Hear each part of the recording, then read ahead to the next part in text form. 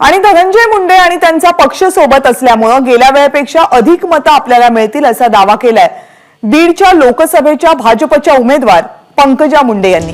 पण धनंजय मुंडे मदत करतील तशीच आम्ही मदत करू असं परळी विधानसभा निवडणुकीबाबतही त्यांनी वक्तव्य केलंय।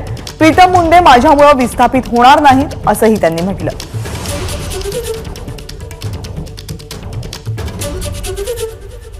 आमच्या युतीनंतर माझ्या मतदारसंघावर जे प्रश्नचिन्ह निर्माण झालं त्याच्यानंतर आता परत मला लोकसभा मिळाली, तर मला असं वाटतं की त्यांच्या येण्याने जेवढ्या मतांनी प्रीतमताई निवडून आल्या होत्या त्यापेक्षा अधिक मतांनी निवडून येण्यासाठी त्यांचं नक्कीच योगदान मिळेल। कारण आम्ही जिल्ह्याची जेव्हा निवडणूक लढलो तेव्हाची परिस्थिती वेगळी आहे, विधानसभेत एकमेकांसमोर तेव्हा तिथली परिस्थिती वेगळी आहे। नक्कीच धनंजय मुंडेंच्या येण्यानंतर परळी विधानसभेमध्ये आम्हाला जास्तीचा त्रास होणार नाही। विधानसभेत तुम्ही त्यांना कसं सहकार्य कराल परळी विधानसभेसाठी? जसं आता ते माझं करतील तसंच मी त्यांचं करेन। काल पंकजा मुंडे यांना लोकसभेची उमेदवारी भाजपसाठी जाहीर झाल्यानंतर पंकजा मुंडे आणि प्रीतम मुंडे यांनी आज पत्रकार परिषद घेतली।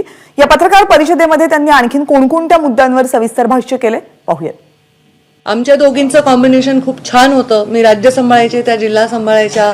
ज्या गोष्टी मी नव्हते करत त्यात करू शकत होते वेळेअभावी त्यात ते करायच्या, आणि मग मी धोरणात्मक निर्णय मी करायचे आणि व्यक्तिगत गोष्टींना त्या स्पर्श करायच्या। तर त्यामुळे आमच्या दोघींमध्ये ते कॉम्बिनेशन खूप चांगलं होतं आणि ते भविष्यातही राहणारच आहे।